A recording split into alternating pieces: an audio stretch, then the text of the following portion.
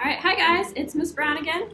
So today we're going to be working in our third grade book with drama, which can be found on page 26, and it is lesson 3.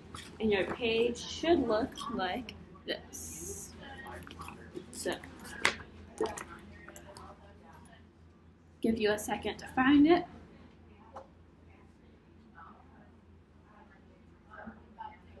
Alright, so the definition of dramas in your book, it says they are stories that people perform on stage in front of a camera.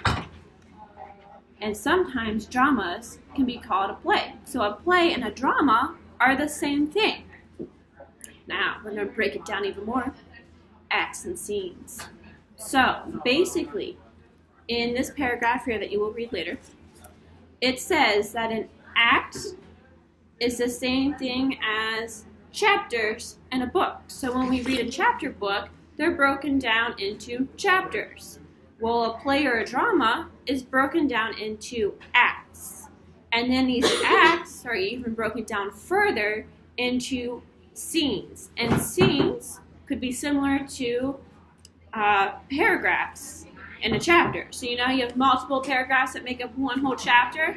Well, this one has multiple multiple scenes that make up one act.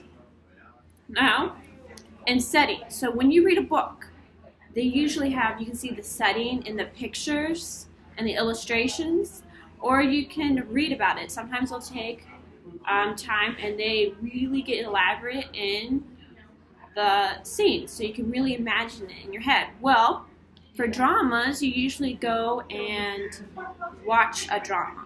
So they're not going to go into the dialogue that a book does about a setting. So they might give you a little bit of the setting, just like a little blurb to tell you a little bit about the setting, but you're going to see the setting in the scenes because they make huge scenes. So if you think about it, it's kind of similar to a movie, because in a movie, characters don't tell you about the scenes, you see the scenes. You see the settings where they're at. Same thing with a play or a drama. Characters. They are called a cast. So in a book, they're called characters, and then in a drama, they are called a cast. And when you're reading a drama, they're going to have them in all capital letters, and then what the character is saying. And that's how you know who is saying what.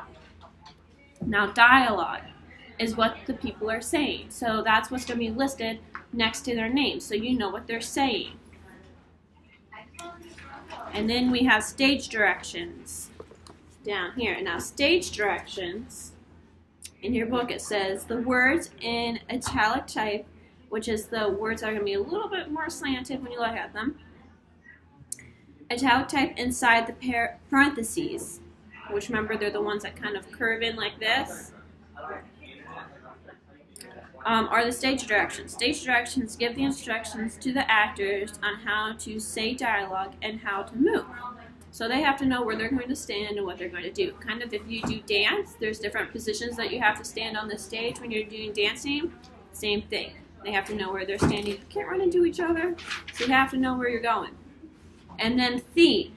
So the theme, which is on page 28 of your book, looks like so. Your theme is the central message or lesson about life that the author wants the audience to learn.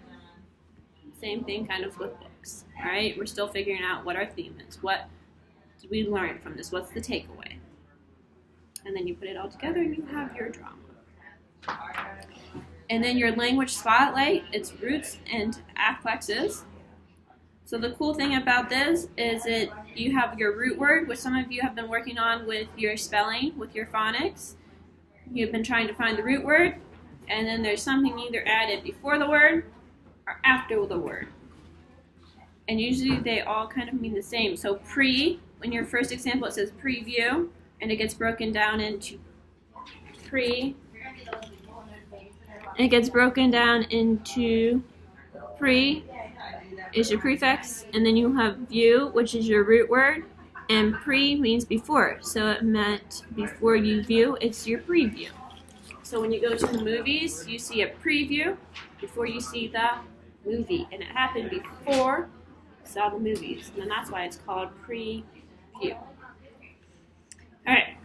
And then while you're reading, your first drama you get to read in this book is called Food Fun. And right here you have your cast of characters.